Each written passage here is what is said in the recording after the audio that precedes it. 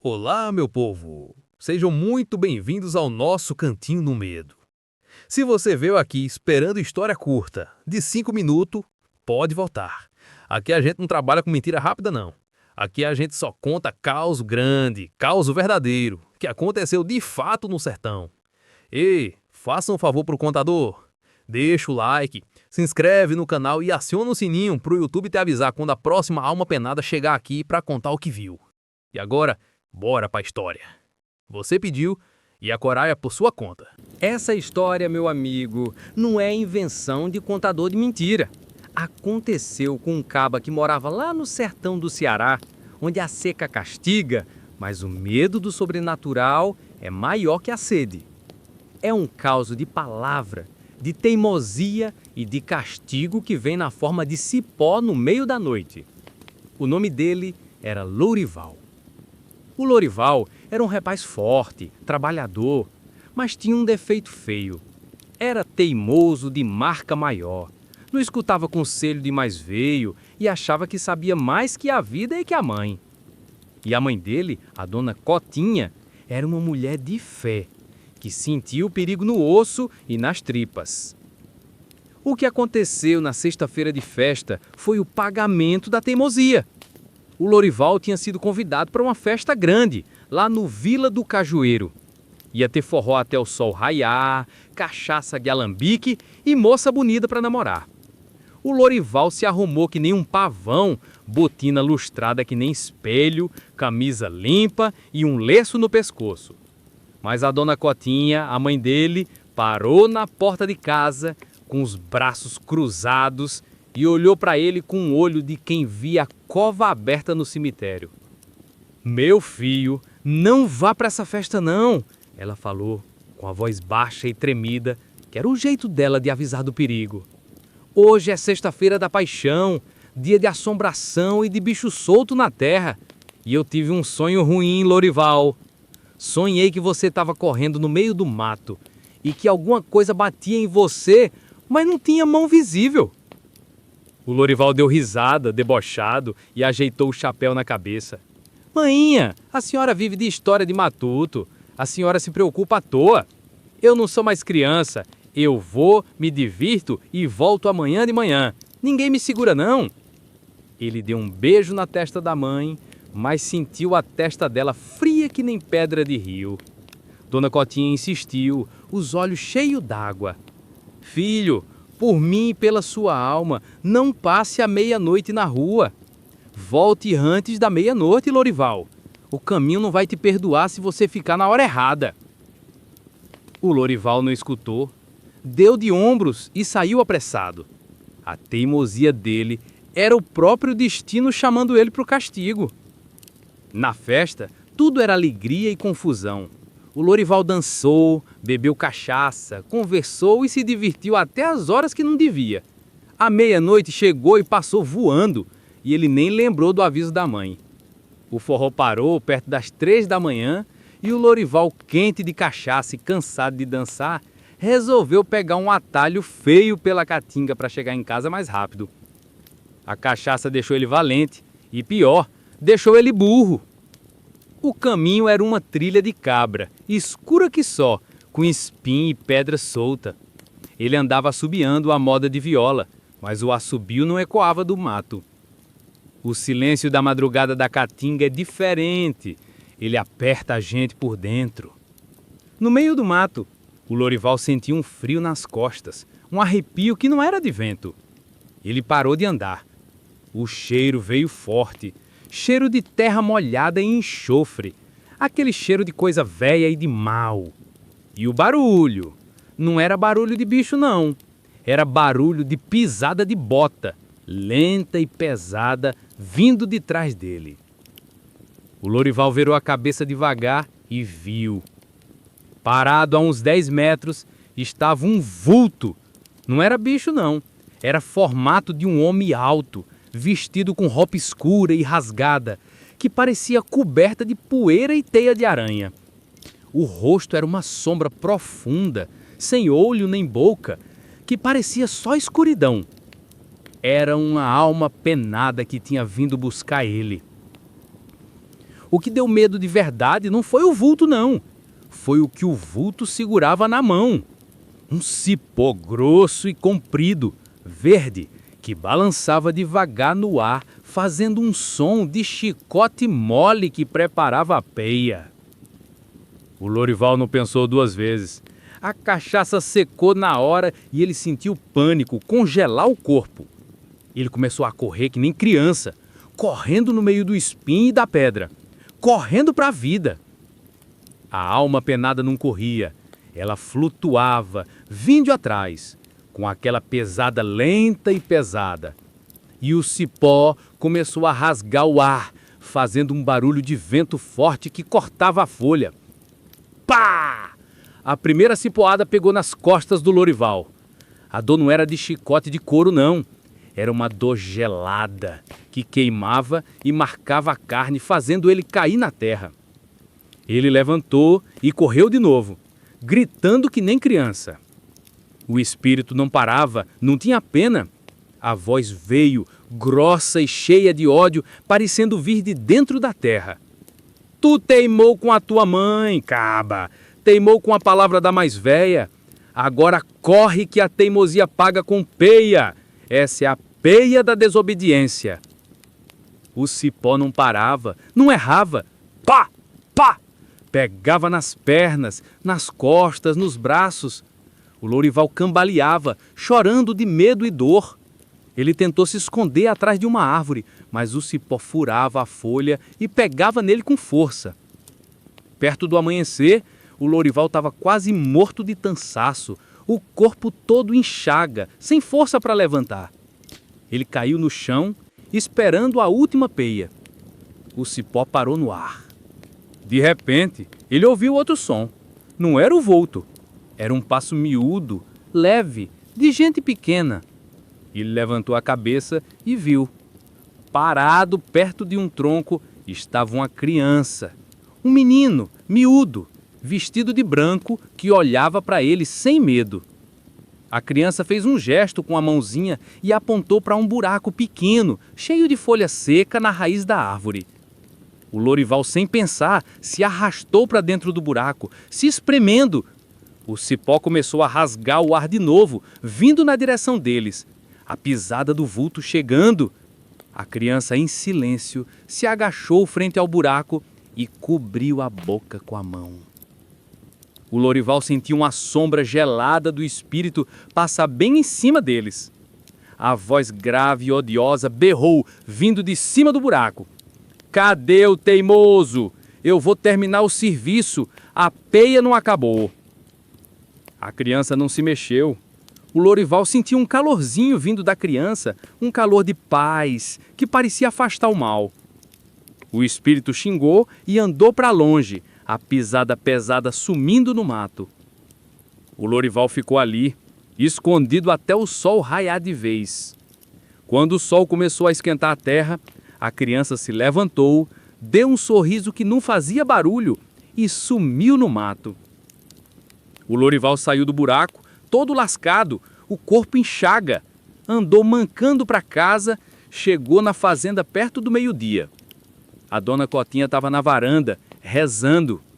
Ela viu o filho e soltou um grito de horror. O Lorival estava vivo, mas o corpo dele estava todo marcado, listrado de roxo e vermelho, como se tivesse levado uma surra com um chicote de ferro. A dona Cotinha não perguntou nada. Ela pegou o filho, levou para dentro e passou remédio nas feridas. O Lorival não foi mais o mesmo. Ele aprendeu na pele que a palavra da mãe é sagrada e que a desobediência na sexta-feira tem preço. Ele nunca mais desobedeceu a mãe e nunca mais passou a meia-noite na rua.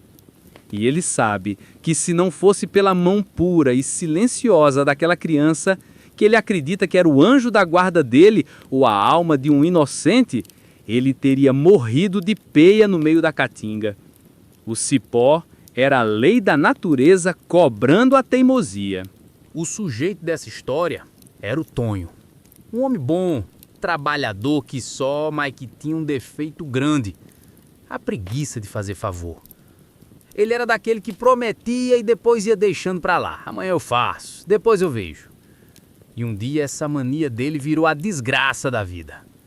O Tonho estava voltando da roça, tarde da noite, já com o cheiro da linha queimada no fogão de casa no nariz. Tinha pegado um atalho feio, perto do antigo cruzeiro da Curva do Pinheiro. Aquele cruzeiro que o povo diz que foi onde o Zé Bento capotou a carroça e morreu feio, esmagado pela carga de carvão. Tava aquela escuridão grossa, sem lua, só o barulho dos grilos e o vento frio. Quando ele passou bem perto do cruzeiro, sentiu um frio no corpo, um arrepio que não era de vento. O cavalo parou e não queria andar mais de jeito nenhum. O Tonho sentia um cheiro de coisa queimada e de vela de igreja, tudo junto. Ele apertou os olhos no breu e viu. Sentado no chão, encostado no cruzeiro, estava um vulto. Não era um homem, mas também não era uma sombra. Parecia feito de poeira e luz fraca, mas tinha o formato de uma pessoa. O Tonho travou. Não conseguiu gritar nem correr. A voz saiu falhada, baixa que só. Quem tá aí? Vai embora. Aí a voz veio. Não era alta, mas era um cochicho seco, sem fôlego, que parecia vir debaixo da terra.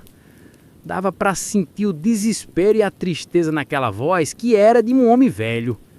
Não tenha medo, meu filho. Eu sou o Zé Bento.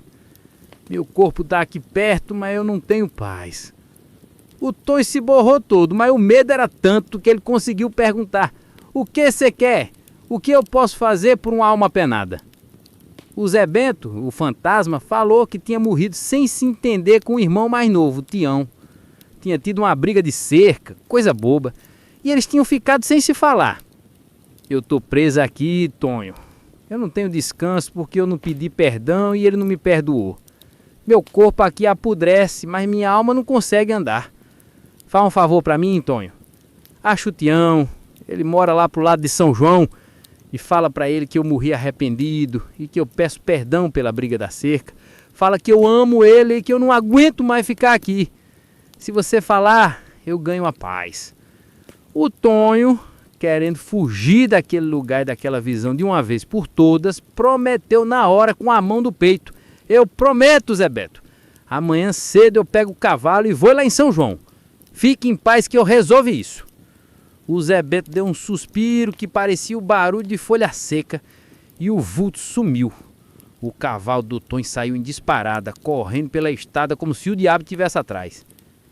No dia seguinte, o Tonho acordou, o sol rachando. O medo da noite tinha passado. E ele pensou: causa de bebedeira, coisa da minha cabeça. E a preguiça dele falou mais alto. São João era longe, a viagem ia ser feia. E ele pensou: vou deixar para a semana que vem, quando o tempo melhorar. E ele não foi. Naquela noite a coisa começou a ficar feia. O Tonho estava dormindo e acordou com um barulho de tosse seca bem do lado da cama. Ele abriu os olhos no breu e viu de novo o vulto do Zé Bento. Dessa vez não estava sentado, estava parado em pé olhando para ele. O Zé Bento não falou nada. Só tossiu aquela tosse de terra e poeira e o Tonho sentiu o cheiro de vela velha de novo. O Tonho tremeu na cama. Eu esqueci, Zé, eu juro, amanhã sem falta eu vou. O vulto piscou e o Tonho jurou ter visto lágrimas secas nos olhos de poeira do fantasma e depois sumiu. O Tonho ficou com o coração na mão. Mas quando o dia amanheceu, a preguiça, que era a maldição dele, voltou. Hoje tem que capinar o milho, ele pensou. E a viagem para São João ficou para depois. Na terceira noite o castigo veio de verdade. O Tonho estava na sala fumando um cigarro de palha e o vulto apareceu dentro da casa. Dessa vez o Zé Bento não parou em pé. Ele começou a andar pela sala lento, arrastando os pés, e a cada passo a madeira do chão da casa rangia de um jeito que não era normal. O fantasma se aproximou do Tonho e o frio que via dele era de gelar até o osso. O Zé Bento finalmente falou, com a voz mais rouca e mais triste. Você prometeu, Tonho. Você me enganou. Eu não consigo ter paz. Por que você não cumpriu a palavra? Eu tô aqui sofrendo e você aí tranquilo. O Tonho caiu de joelho. Pelo amor de Deus, Zé Bento, eu vou agora. Eu juro pelo meu filho. Me deixa aí que eu faço o recado. O Zé Bento então fez uma coisa que fez o Tonho desmaiar de medo. Ele estendeu a mão, aquela mão feita de poeira, e deixou a mão em cima do ombro do Tonho. O Tonho sentiu como se um pedaço de gelo úmido e velho tivesse grudado na carne dele. E a alma falou: se você não for, eu vou te buscar, e a sua paz acaba junto com a minha. O Tonho acordou de manhã com o corpo todo doendo e o cheiro de mofo grudado nele. Ele não pensou duas vezes, não lavou o rosto, não tomou café, pegou o cavalo mais rápido que tinha, a roupa do corpo e o dinheiro contado, e foi para São João. O ombro dele, onde o fantasma tinha tocado, estava gelado e doía como se tivesse queimado. Chegando em São João, depois de um dia inteiro de viagem, ele achou a casa do Tião. O Tião era um homem de semblante fechado. O Tonho, sujo e cansado, contou a história do cruzeiro, da promessa e do fantasma. Ele falou que viu o Zé Bento e o Zé Bento pedia perdão pela briga da cerca e dizia que amava o irmão. O Tião ouviu tudo calado, com um texto tremendo. Quando o Tonho terminou, o Tião baixou a cabeça e começou a chorar como um menino. Eu não sabia. Eu também estava arrependido da briga, Tonho. Eu também queria pedir perdão para ele. O Tião falou que sentia que o irmão ia mal. O recado foi dado e a palavra foi cumprida. O Tonho sentiu o ombro esquentar de repente e a dor sumiu. O Tião então armou as coisas e foi lá pro cruzeiro rezar pelo irmão e prometeu que ia cuidar da cova. O Tonho voltou para casa um homem mudado. Nunca mais atrasou um favor e nunca mais quebrou uma promessa. Ele aprendeu que a palavra da gente tem peso e que o morto, quando está sofrendo, não perdoa quem não cumpre o que fala. E de noite, quando o vento bate, ele jura que consegue ouvir o som do Zé Bento. Mas não é mais a tosse seca e triste. É um suspiro longo e aliviado que finalmente encontrou a paz. E isso, meu amigo, aconteceu lá para as bandas de Minas, na década de 90. E mostra que a palavra da gente é a coisa mais sagrada que existe. A estrada dos murmúrios e a brigada dos irmãos. Eu já sabia que aquela estrada guardava segredos, segredos densos e sujos, que não eram apenas de fantasmas ou assombrações genéricas. Nunca esperei ouvir o que ouvi. Eram vozes, duas pessoas, sempre as mesmas, discutindo. A briga era tão real, tão palpável, tão humana, que você jurava que se abaixasse, veria dois sujeitos, parados no acostamento, tomados pela fúria. Eu gastei dinheiro com câmeras caras, não vi nada. Mas uma noite eu decidi parar de buscar a imagem. Eu fui buscar o barulho. Eu levei a espingarda e a paciência. E o que eu descobri? Bom, o que eu descobri foi a prova de que a morte não traz o silêncio para todo mundo e que a culpa é um laço mais forte que a carne e o sangue. Eu sou caminhoneiro e aquela estrada vicinal, ligando a cidade pequena ao distrito rural, era meu caminho de casa. De 3 anos para cá comecei a notar. Era sempre na mesma curva, por volta das 3 da manhã, quando o mundo parecia ter parado. A neblina começava a subir do riacho e a cabine do caminhão se tornava o lugar mais isolado do planeta. Era aí que eu ouvia vozes de homem.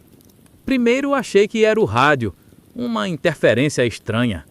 Mas não, era muito nítido. Eram 2 pessoas, sempre brigando, sempre com as mesmas palavras, mas com a emoção cada vez mais crua. Eu te disse para não passar naquela velocidade. Você nos matou. A culpa foi sua.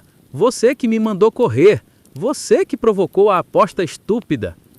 A briga era repetitiva, amarga, cheia de um rancor que tinha apodrecido. Eu parava o caminhão, o motor morria e eu ouvia, imóvel. A briga não era ameaçadora no sentido físico, mas era íntima. Era um drama familiar congelado no tempo, que eu estava invadindo como um voyeur indesejado. Aquilo me perturbava mais do que um uivo de lobisomem.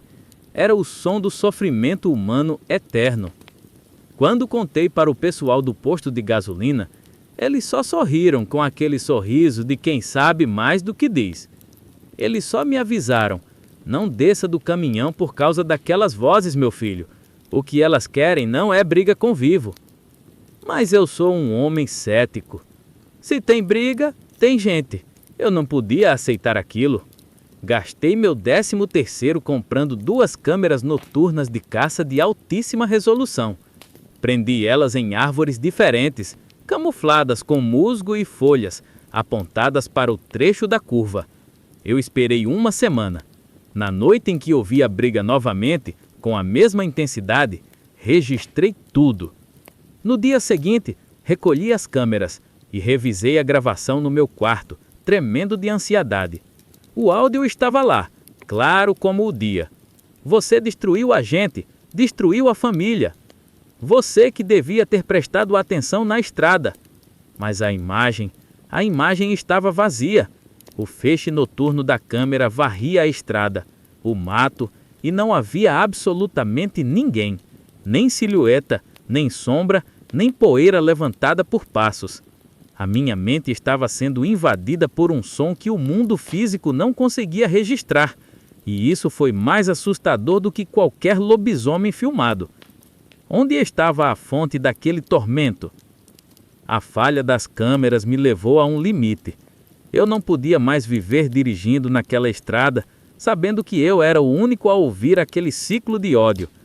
Decidi que não ia mais confiar em lentes. Eu ia confiar nos meus olhos, nos meus ouvidos e no meu instinto de caça. Peguei a velha espingarda calibre 12 do meu avô, a única coisa que me dava coragem.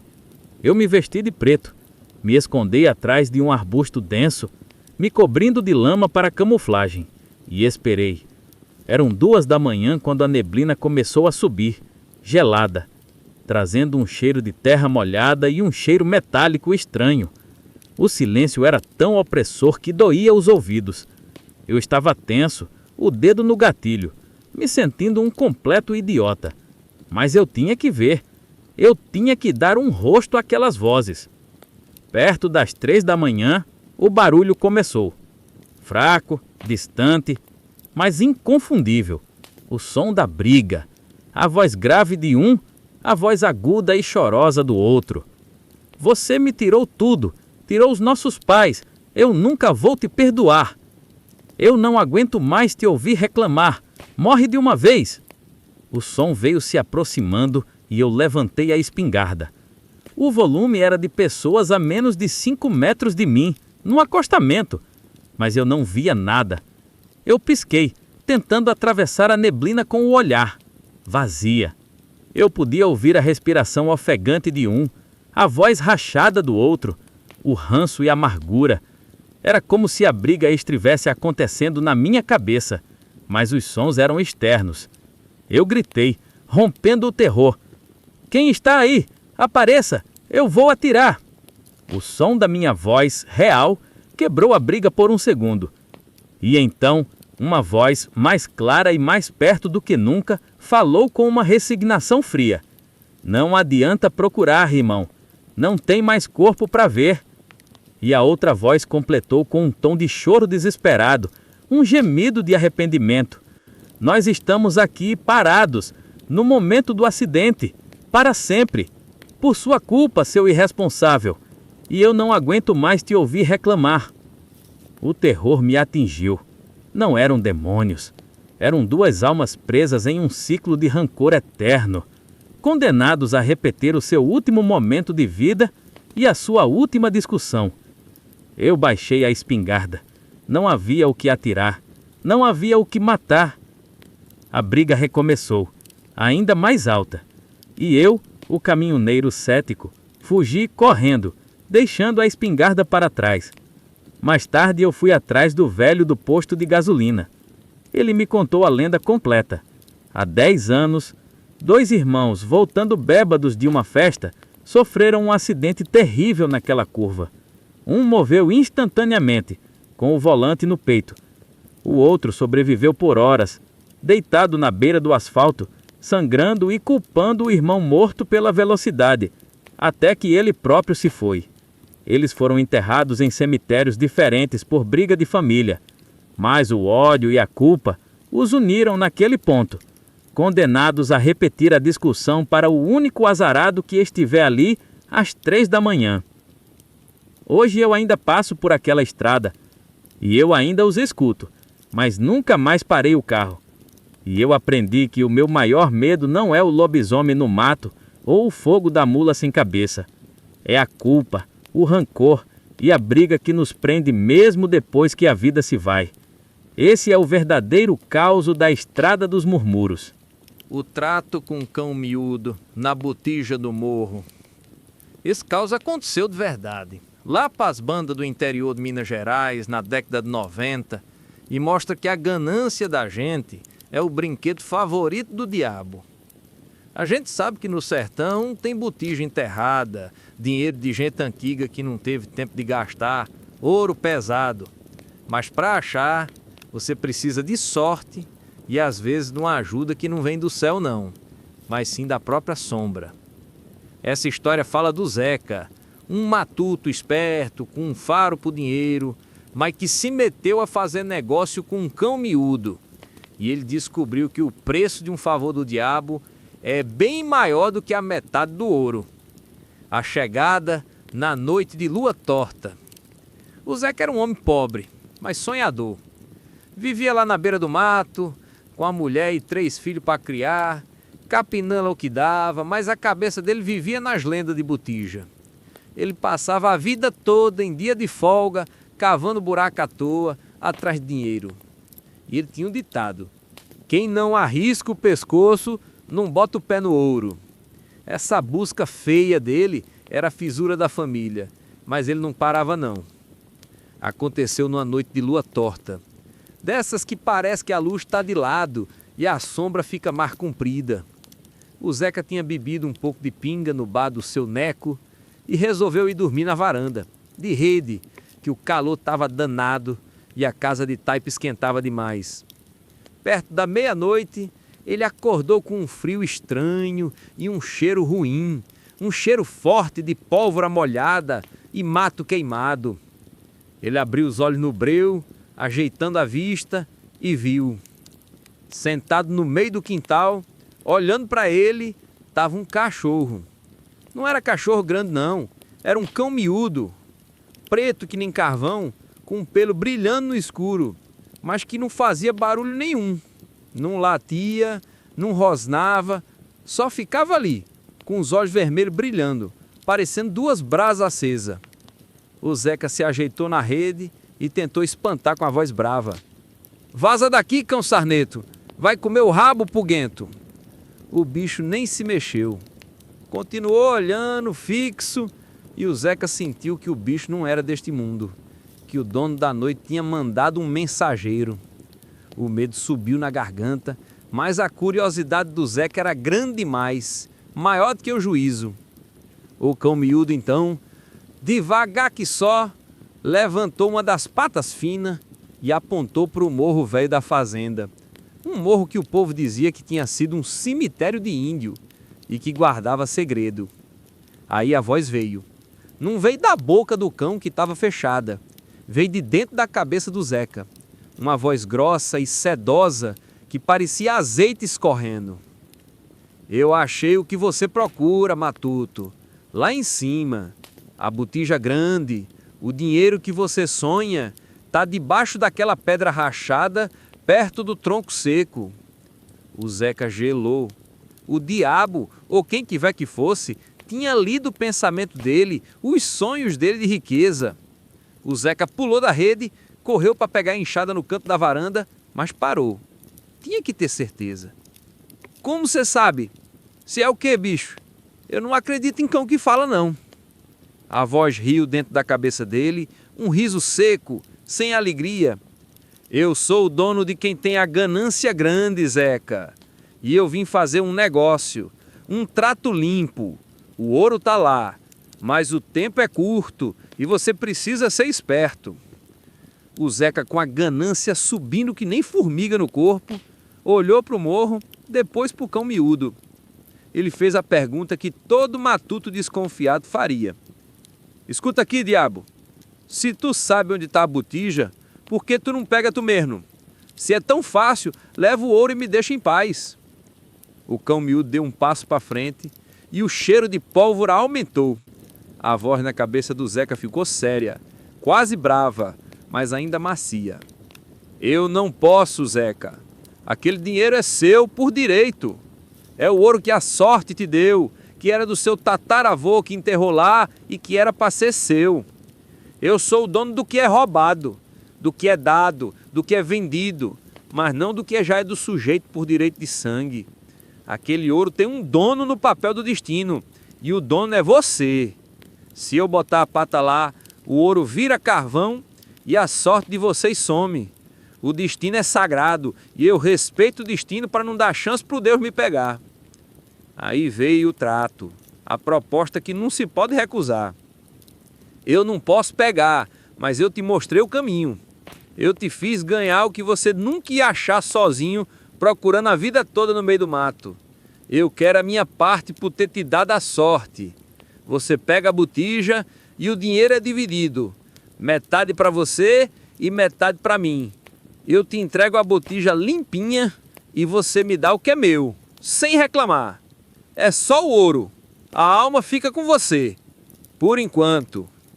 O Zeca pensou rápido, com a mente fervendo de número.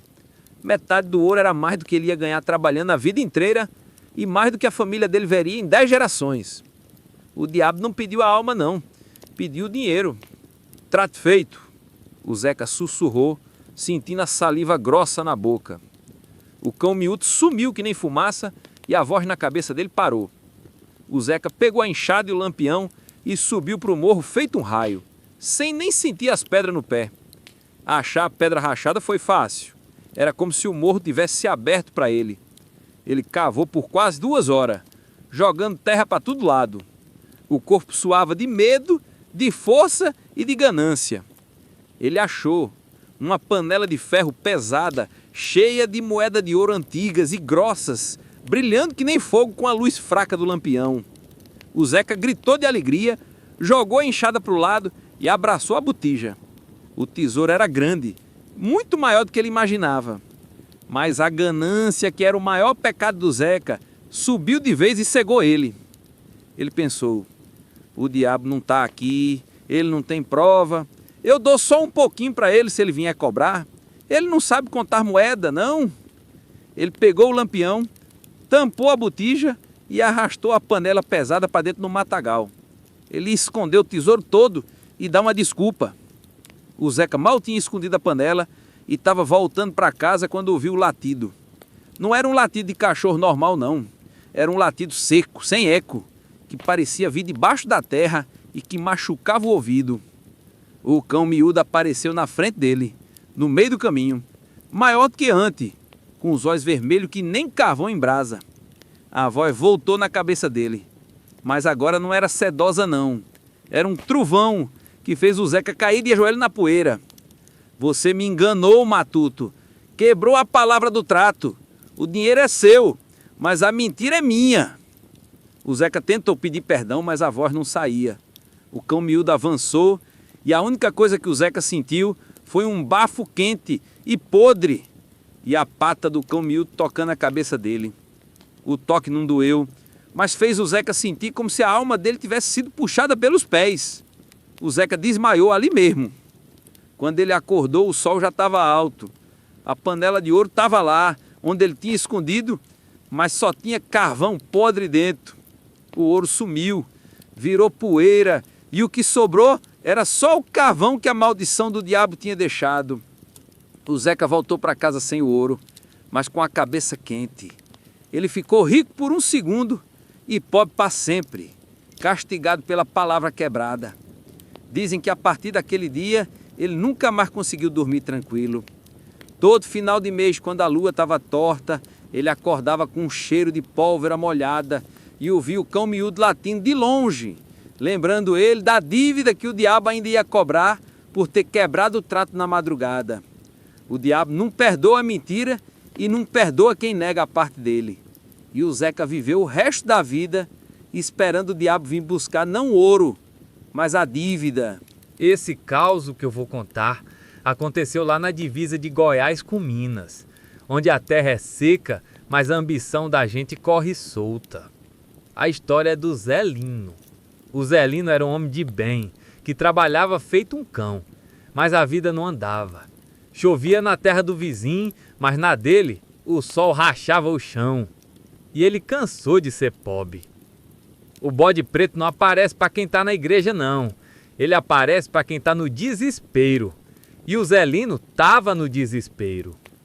O Zé Lino tinha uma mulher boa e 3 filhos, mas o curral dele vivia vazio, o gado morria de doença ou de fome. Ele via os vizinhos que trabalhavam menos ficando ricos e a raiva dele era grande. A ganância do Zé Lino era um bicho que crescia dentro dele, dia e noite. E foi essa ganância que abriu a porta para o mal. Foi aí que ele pensou na única solução que sobrou: fazer um trato. Não com Deus, porque Deus estava ocupado demais, mandando a chuva para o vizinho. Ele pensou em quem podia entregar o que ele queria na hora, sem demora. Um velho da beira do rio tinha avisado: Zé Lino, se for pedir favor, não peça para quem já tem a alma salva e a vida mansa, não. Peça para quem paga na hora, na encruzilhada mais isolada que você achar. O Zé Lino não perdeu tempo. Numa noite de sexta-feira, meia-noite cravada, ele pegou a botina, o lampião e foi para a encruzilhada da Vaca Seca. Um lugar feio, onde nem mato nascia direito. E o ar era pesado. Ele levou só um punhado de fumo e um copo de cachaça, que era o pagamento que o povo dizia que o capeta gostava de receber por fora. Ele parou no centro da encruzilhada. O cheiro de terra molhada sumiu de repente e o ar ficou pesado, quente, sufocante. A luz do lampião ficou fraca que só, quase apagando. Ele sentiu um cheiro que não pertencia ao mato. Era cheiro forte de pólvora velha e enxofre, aquele cheiro de cabeça de fósforo queimada que arde o nariz. O Zé Lino engoliu a seco, jogou a cachaça no chão e gritou, com a voz falhada: Eu quero o que é meu por direito, eu quero a prosperidade da minha vida, eu dou o que for preciso, mas eu quero é fartura. Aí veio o silêncio, um silêncio que engolia tudo e fazia o coração do Zé Lino bater na garganta. E então, o som, não de passo de bicho normal não, mas de casco batendo em pedra com força, ritmado. E lá, parado no meio das sombras, estava ele, o bode preto. Não era grande, era miúdo, mas musculoso e forte. O pelo era preto que nem a noite sem lua, e os chifres eram enrolados e pontudos que nem a adaga. Mas o que dava medo mesmo eram os olhos. Eram amarelos, que pareciam brasa esfriando, e que te olhava de um jeito que a alma da gente ficava nua, sem ter onde se esconder. O bode não falou com a boca, não. O som veio de dentro da cabeça do Zé Lino, uma voz grossa e risonha, que parecia escárnio. Prosperidade? Que nome bonito! Você quer o gado gordo, a chuva no seu mato e a inveja do vizinho? Eu te dou. Mas a cobrança vem quando eu quiser, e a dívida não é paga em dinheiro, não. O Zé Lino estava tão cego pela ganância que aceitou na hora. É trato, então. Eu aceito o preço, pode me dar fartura. O bode preto deu um passo para frente e o Zé Lino jurou que sentiu a temperatura do lugar subir uns 10 graus, como se estivesse perto de um forno. O bode esfregou o chifre no chão e o chão fumegou, soltando um cheiro de enxofre que quase sufocou o Zé Lino. Depois, o bode sumiu na escuridão e o Zé Lino correu para casa com o coração batendo forte, mas feliz da vida. A partir daquele dia, a sorte do Zé Lino virou que nem vento forte de repente. O gado dele, que era magro, começou a engordar rápido que nem milagre. Chovia só na terra dele. A fazenda era abençoada. Os vizinhos ficavam com raiva e inveja. A mulher do Zé Lino agradecia a Deus na igreja. O Zé Lino só agradecia em silêncio, de noite, esperando a cobrança. Passou-se um ano. O Zé Lino estava rico, o curral estava cheio de boi gordo, mas ele nunca mais foi tranquilo. Ele dormia com a luz acesa e acordava no meio da noite com um cheiro de enxofre fraco, vindo de lugar nenhum. Ele sabia que a dívida estava vindo. Aí a cobrança começou de mansinho, de forma cruel. Na noite do aniversário da mulher dele, o Zelino estava na varanda, feliz, e viu o primeiro sinal. Um bode preto apareceu na beira do curral. Não era o bode grande não, mas parecia o parente dele. Um bode pequeno, mas com os chifres amarelos que nem olhos. Ele não atacou o gado não, ele ficou parado, olhando fixo para o bezerro mais novo, o mais branquinho, o mais puro, que tinha nascido naquele dia. O Zelino sentiu o corpo gelar. Ele sabia.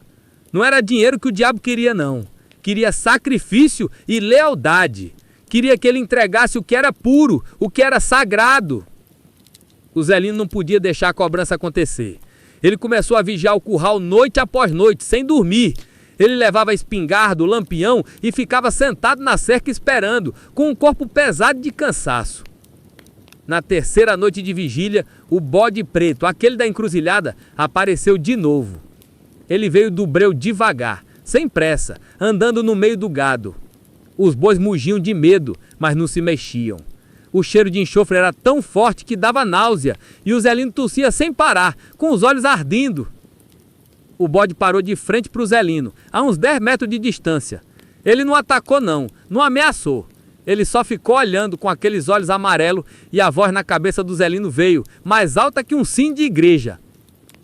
Eu te dei a riqueza, Zelino. Agora eu quero a lealdade. Eu quero que você pegue o bezerro branco, o mais novo, o mais puro, que tinha nascido naquele dia, e me entregue no cruzeiro. É uma oferenda simples. Me entregue o que é puro e eu garanto que você terá mais 10 anos de gado gordo. O Zelino gritou desesperado. Eu não mato inocente, diabo, eu não vou te dar nada.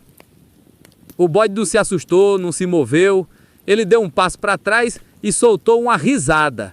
Não era risada de gente não, era um som seco, gutural, que parecia casco raspando em osso. A risada do diabo. Você já é rico, Zelino. Você já me deve a alma por ter feito o trato. O bezerro é só um detalhe. Se você não me dá o bezerro, eu pego algo que te dói mais fundo. Algo que você não pode comprar. O Zelino não cedeu. Ele ficou firme, segurando a espingarda até o sol nascer. Mas na manhã seguinte, ele percebeu o que o bode levou, o que a cobrança tinha sido. Não foi o bezerro não foi a mulher, foi a paz e a sanidade do Zelino. Ele começou a ouvir a risada do bode preto a qualquer hora do dia. No almoço, na igreja, na hora de dormir. O cheiro de enxofre grudou na roupa dele e na casa. O Zelino ficou magro, os olhos fundos, e não conseguia mais conversar com ninguém, sem olhar para o lado, achando que o bode estava espiando. Ele era o homem mais rico da região, o dono de tudo, mas estava mais miserável do que um mendigo na rua.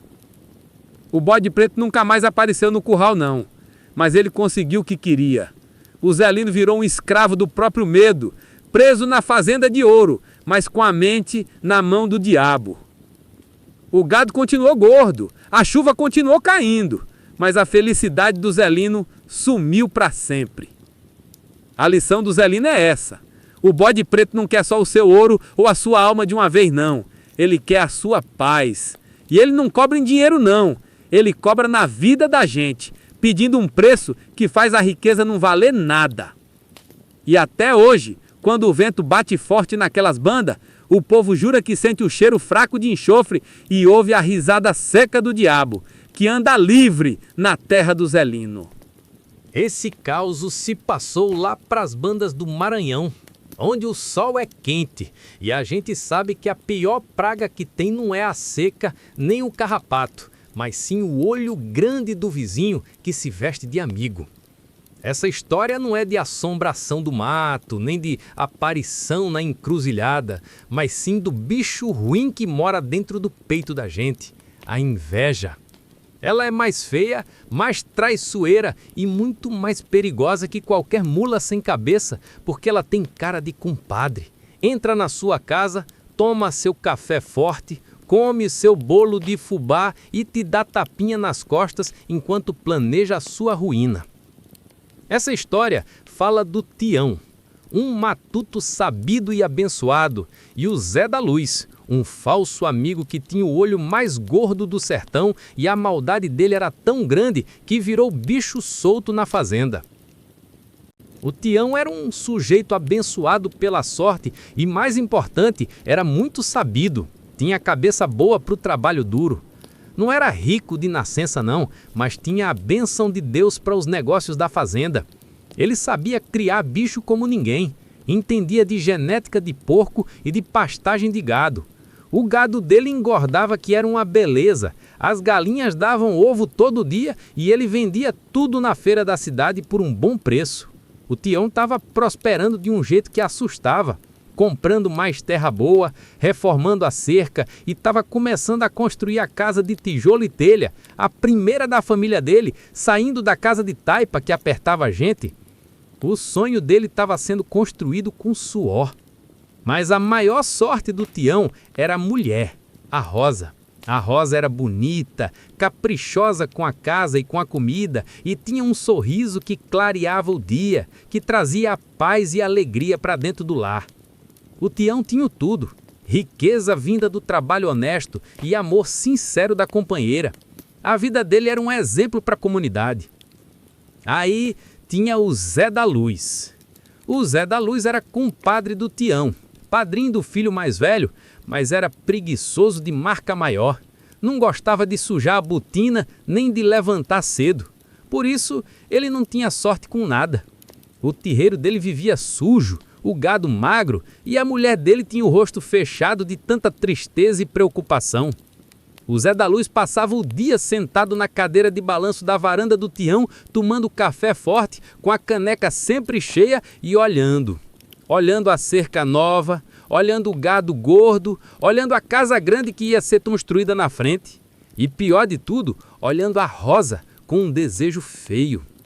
Ele tinha o olho gordo e a inveja dele era uma doença que só crescia e apodrecia a alma. O Zé da Luz não falava maldade na cara, mas os olhos dele falavam por si. Quando a Rosa passava com o bule, ele ficava mudo e a respiração dele ficava pesada, quase um ronco. Quando o Tião contava do dinheiro que ia guardar no banco para o futuro da família, o Zé da Luz só tossia e dizia com a voz doce e venenosa de quem lamenta a própria sorte: "É, compadre, tem gente que nasce virado para a lua, né? A minha lua tá sempre de costas para mim." O Tião era sabido, mas era bom demais. Ele notou o jeito estranho do compadre, mas dava o desconto. É a vida dura, ele tá cansado de ser pobre, pensava o Tião. Mas o Zé da Luz não estava cansado. Ele estava planejando a ruína do Tião para ficar com o que era dele sem precisar trabalhar. O primeiro sinal ruim apareceu no curral. O Tião tinha um porco reprodutor, o João Grande, que era a joia da fazenda, o bicho que garantia a próxima safra. Um porco forte, sadio, que dava as melhores crias. De repente, o porco começou a ficar magro, apático, com os olhos esquisitos, sem querer comer. O porco estava com cabranto.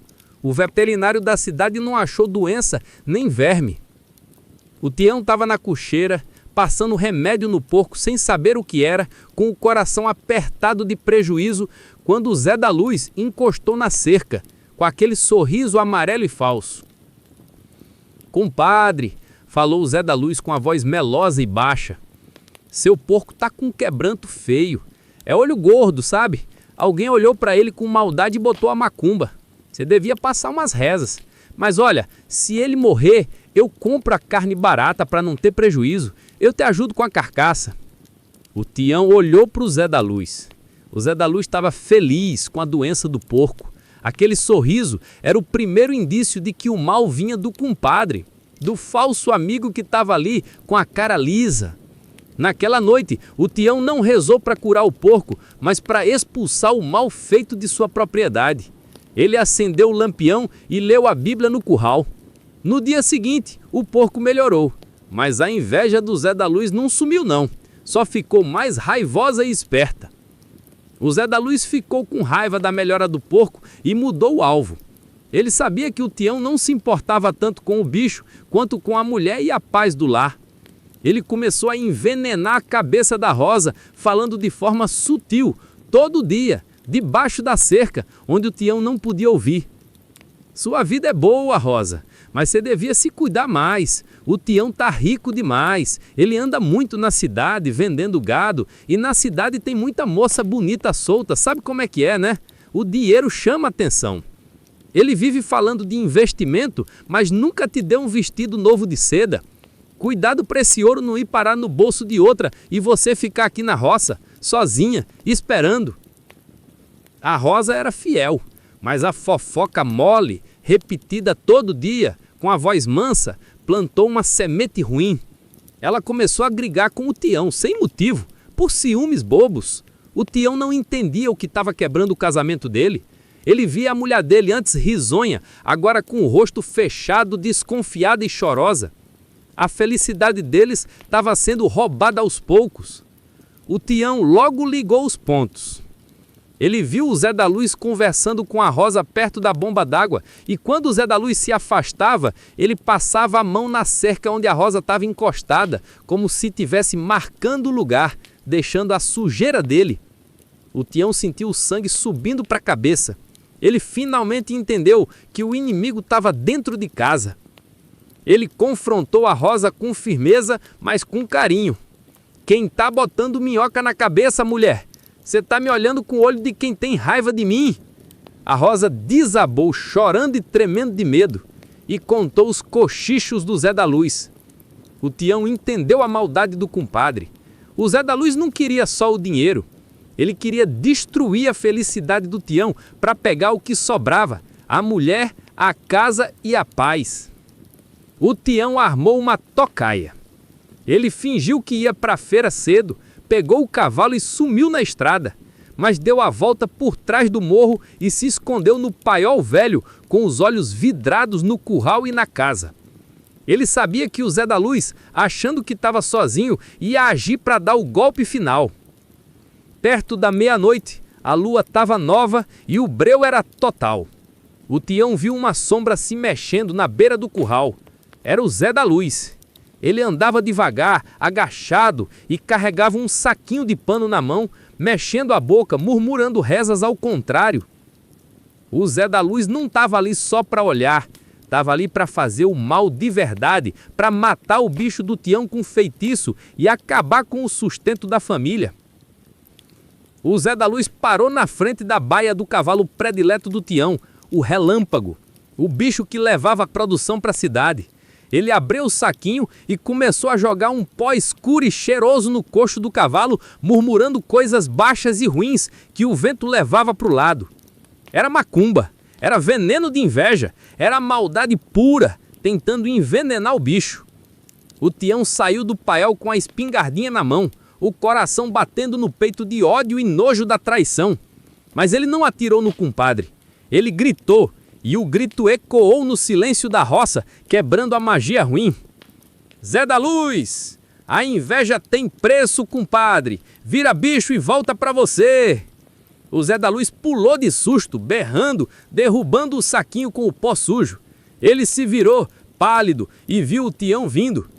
O Zé da Luz não tentou correr, porque o ódio dele era bicho solto. Ele pegou uma facada cega que tinha na bota e foi para cima do Tião, tentando pegar no bucho para matar.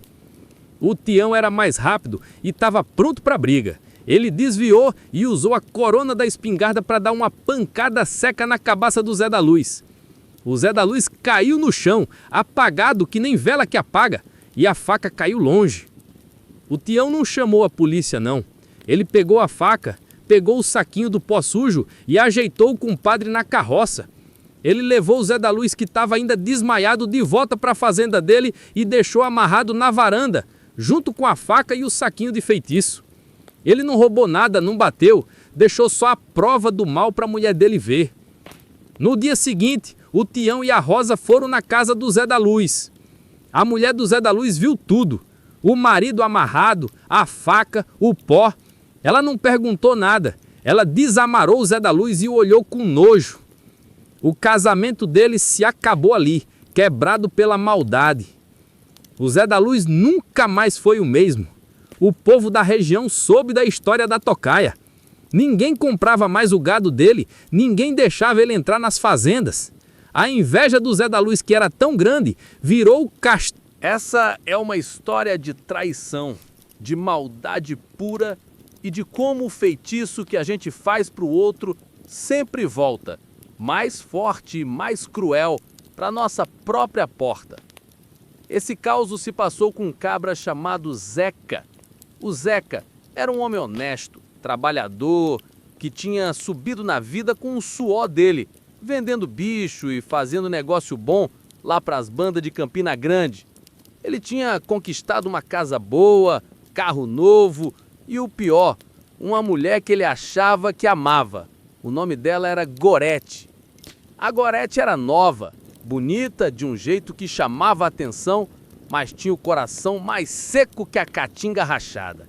Ela gostava era do luxo, da vida fácil. E o Zeca, na inocência dele, dava tudo. Mas a Gorete começou a se cansar da vida simples de casa e arrumou um amante, um rapaz mais novo, o Juvenal, um preguiçoso que só queria o dinheiro do Zeca. A ambição da Gorete era grande. Ela queria o dinheiro, a casa e o carro, mas não queria o Zeca no meio do caminho. Ela queria ser a viúva rica logo. Aí ela fez o que a gente nunca deve fazer. Ela procurou o mal. Ela foi na cidade, achou um feiticeiro que mexia com macumba forte e encomendou um trabalho para o Zeca. Ela pediu que o Zeca ficasse doente, que adoecesse de um mal que os médicos não pudessem ver e que ele morresse em pouco tempo para ela ficar livre e rica. Ela pagou com um punhado de ouro e com a própria alma sem nem saber. Em menos de uma semana, o Zeca começou a sentir o peso da traição. De repente, ele ficou fraco, sem força. O corpo dele começou a emagrecer que nem vela que derrete. Os olhos ficaram fundos e ele vivia suando frio. Os médicos faziam exames, tiravam sangue, olhavam raio-x, mas não achavam doença. É fraqueza, seu Zeca. Estresse, diziam eles. Mas o Zeca sabia que não era. Ele sentia a vida escorrendo dele, como areia fina. E foi nessa hora de miséria que a Gorete mostrou a cara feia. Ela ficou fria, não ajudava, reclamava do cheiro e não deixava ele deitar na cama de casal. Quem ficou com o Zeca foi a família dele. A mãe dele, Dona Zulmira, largou a vida dela no sítio e veio para a cidade, junto com o pai e os irmãos do Zeca. Eles revezavam na vigília, davam banho, faziam a comida e choravam vendo a vida do Zeca se acabando por um mal invisível. A Gorete ficava na sala de cara feia, ligando para o Juvenal, o amante, esperando o dia da morte do Zeca. Um dia, a Gorete não aguentou mais. Com o Zeca deitado na rede da varanda, mal conseguindo falar, ela chegou com o rosto duro. Eu não aguento mais essa miséria na minha porta. Você está acabando com a minha casa, Zeca. Eu te peço para ir embora. Vá para casa da sua mãe.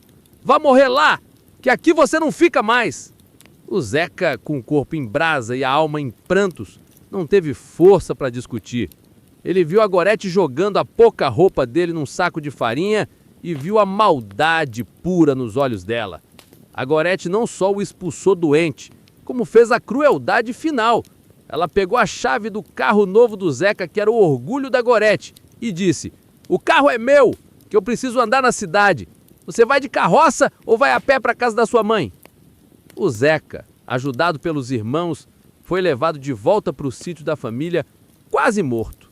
E ele viu, enquanto saía, a Gorete abrindo o portão para o Juvenal entrar na casa que ele tinha construído. A traição era completa. Lá no sítio, a família cuidava do Zeca com carinho, mas a saúde dele não voltava. Ele estava fraco demais, esperando a morte. Mas um dia, um amigo de infância, o velho Chico, apareceu. O Chico viu o estado do Zeca e chorou de pena. Ele não acreditava em doença de médico. Isso é maldade feita, Zeca. Isso é inveja e feitiço. Vamos resolver isso na lei da natureza. O Chico pegou o Zeca na carroça e levou para um lugar muito longe no sertão bruto para ver um benzedor famoso, o seu João. O seu João era um homem velho, de barba branca e olhos profundos que liam a alma da gente. O seu João não tocou no Zeca. Ele só olhou para ele, fechou os olhos e começou a rezar baixinho, em dialeto antigo. Quando ele parou de rezar, ele olhou para o Zeca e para o Chico. A voz dele era calma e forte. Meu filho, você não tem doença de Deus, não. Você tem o mal de quem não tem alma. Sua mulher, a Gorete, ela fez um trabalho de macumba para tirar sua vida, para ficar com o que é seu. Ela e o amante te jogaram no buraco. É o mal da traição. O Zeca chorou e o Chico se revoltou. Manda o mal de volta, seu João! Vinga, meu amigo! O seu João levantou a mão, sério. Eu não faço vingança, não. Vingança é coisa de gente pequena. Mas a lei de Deus é certa e a lei da natureza não falha. Eu vou fazer um trabalho para desfazer o feitiço e enviar o mal de volta para onde ele saiu. Quem plantou o ódio vai colher o sofrimento. O seu João passou uns dias com o Zeca, dando banho de erva, fazendo reza forte e acendendo vela branca só para a justiça. O Zeca começou a melhorar devagar. A cor voltou para o rosto, a força voltou para o corpo. E o mal, como o seu João prometeu, voltou para o remetente, com juros. Lá na cidade, na casa que era do Zeca, a Gorete e o Juvenal começaram a viver o inferno. A alegria dela de ver o Zeca doente sumiu. O Juvenal, o amante preguiçoso, estava dirigindo o carro do Zeca, mostrando para todo mundo. Numa noite de chuva forte, ele estava bêbado e em alta velocidade. Ele perdeu o controle do carro e bateu de frente no muro de pedra. O acidente foi feio e o resgate demorou. O Juvenal, o amante preguiçoso, ficou paralítico da cintura para baixo. Ele sobreviveu, mas ficou magro que nem um caniço, preso para sempre numa cadeira de rodas, sem poder fazer nada para se sustentar. A Gorete, que estava no banco do passageiro, não morreu, mas a cabeça dela bateu forte. Ela acordou no hospital e a primeira coisa que ela percebeu foi a escuridão. O impacto fez com que a Gorete ficasse completamente cega. Ela saiu do hospital sem poder enxergar a casa nova, sem poder ver o amante e sem poder ver mais nada. O mal que ela jogou voltou como uma sentença. O Juvenal, paralítico e amargo, não tinha como cuidar de uma mulher cega. A Gorete, cega e doente, não tinha como cuidar de um homem na cadeira de rodas. Eles ficaram presos na casa do Zeca, um castigando o outro, sem ter quem lhes desse a mão. Os amigos, sabendo da traição, se afastaram. A família da Gorete se recusou a ajudar uma mulher tão ruim. O Juvenal vive até hoje, magro, de cadeira de rodas, amargurado, comendo o pão que o Zeca comprou. Mas a Gorete não aguentou o próprio feitiço. Ela foi defiando, sozinha, cega e sem ninguém para dar um copo d'água, até que morreu, de tristeza e doença, na escuridão que ela mesma causou. O Zeca, recuperado e forte, voltou para a cidade, mas não para casa. Ele vendeu o terreno, deu o dinheiro para os irmãos e viveu em paz com a mãe. A Gorete pagou o preço da maldade na mesma moeda. O feitiço não matou o Zeca, mas destruiu quem o fez e quem o ajudou. E a lição é clara: a gente pode enganar o homem, a gente pode fugir da lei, mas a gente nunca engana o destino e a lei do retorno. O mal que você joga no mundo volta para você. E a Gorete e o Juvenal sentiram isso na pele, na escuridão e na miséria. A sede danada do corpo seco. Dizem lá pra cá que o corpo seco é tão danado, tão amaldiçoado, que nem o barro o quis. Foi chutado do céu, do inferno e da própria cova. Mas o que o povo não te conta é o que ele vem buscar quando sai rodando no mato. Não é a sua alma, não. É coisa bem mais boba e bem mais medonha. Ele quer a água. E quando ele aparece na sua porteira, você descobre que a maior praga é a falta d'água de quem não consegue ter paz. A nossa fazenda ficava bem no lugar mais seco que tem. Por ali água vale ouro. A cisterna era a vida da gente. Eu, meu pai e meu avô tínhamos o costume de olhar a cisterna de perto, limpando o filtro, guardando cada pinga. Meu avô, que era um bicho velho, vivia avisando: "Não gaste à toa, menino, que nem o safado do corpo seco teve pena de gastar o que tinha." Ele contava a lenda daquele velho, que foi ruim que só ele em vida, tão avarento, que a própria terra deu um jeito de botar pra fora. A gente ria, achava que era causo para botar medo em criança. Mas o meu avô não ria não. Ele falava que o corpo seco estava por ali, desenterrado, na beira de um morro alto, só espiando a nossa fazenda. Ele não andava muito, mas estava sempre de olho na única água que tinha, a nossa cisterna.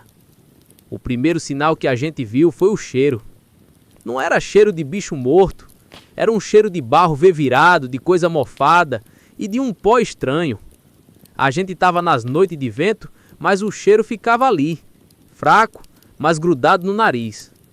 Depois vieram os rastros, pegadas. Não eram pegadas de botina, eram de pé descalço, comprido e fino, que parecia que a pessoa tinha arrastado a canela no chão duro. Elas vinham lá do alto do morro e paravam a uns 10 passos da nossa cerca. Meu pai disse que era bicho, mas quem é que para de andar ali e não segue em frente? Até que numa noite ouvimos um barulho feio lá na cisterna. Meu pai correu com um lampião. A tela do filtro, que era de arame grosso, estava rasgada e tinha um monte de terra misturada na água. Meu pai ficou bravo que só vendo. Meu avô, quieto, ficou branco. É a sede dele que tá danada, uma sede que não tem fim. Ele cochichou. Foi ali que o medo pegou de jeito. Não era medo de ladrão não, era de uma coisa que precisava do nosso bem mais precioso. Resolvemos ficar de tocaia. E foi numa noite de tempestade, o único dia que choveu mesmo, que o medo botou os pés dentro de casa. A gente estava na varanda, feliz da vida com a chuva batendo no telhado. De repente, o barulho. Não da chuva, mas um som de osso seco se arrastando no barro mole. A chuva caía, mas o som vinha de fora da nossa cerca, sem parar. O corpo seco não precisava falar. A chegada dele era aquele barulho. Era o som do corpo ressequido, sem carne, só o osso e a pele esticada, se arrastando para chegar na água. Ele estava do lado de fora da cerca e a cada puxão no barro parecia que ele ficava mais e mais alto. Meu pai pegou a espingarda. Meu avô me puxou para dentro. "Não atira, meu filho. Ele não tem bucho para sentir a bala." Meu avô gritou. Meu avô me fez espiar por um buraco na janela. A chuva desabava, mas um raio forte clareou tudo. Ele estava lá, alto, seco que nem vara, mas se mexendo devagar e com muita raiva. A pele parecia couro de boi seco e grudado nos ossos. O corpo seco não olhava para casa, estava só de olho na cisterna.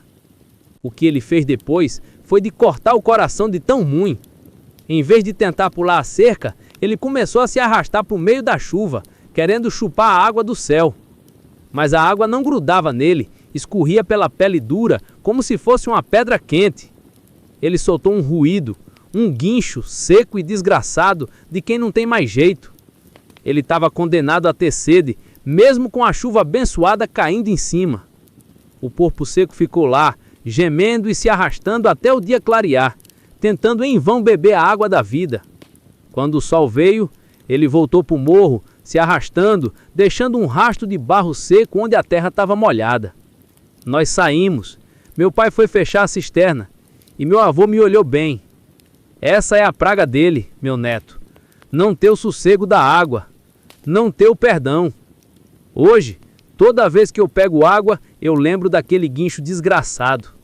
O corpo seco nos ensinou que o verdadeiro medo não é ser pego, mas sim ter uma precisão danada e ver a cura escorrer pela sua pele sem nunca poder alcançar.